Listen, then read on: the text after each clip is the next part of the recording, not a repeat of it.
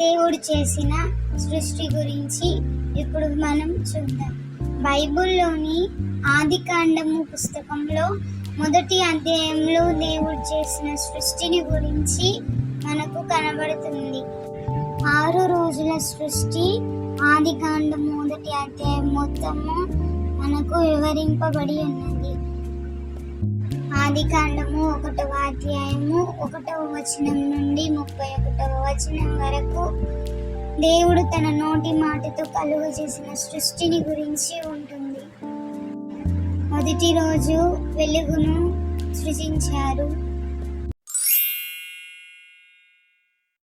రెండవ రోజు ఆకాశాన్ని సృజించారు. మూడవ రోజు ఆరిన నేల, మొక్కలు, వృక్షాలు సృజించారు.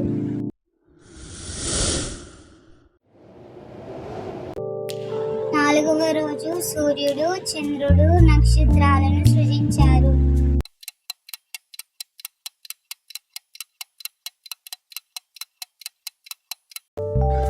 ఐదవ రోజు చేపలు, పక్షులను సృజించారు.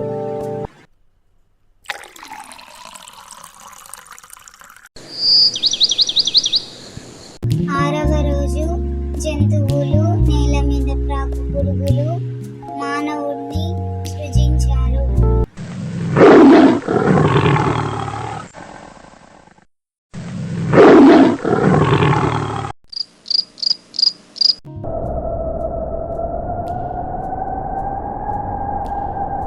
ఏడవ రోజు విశ్రాంతి దినముగా పరిగణింపబడింది.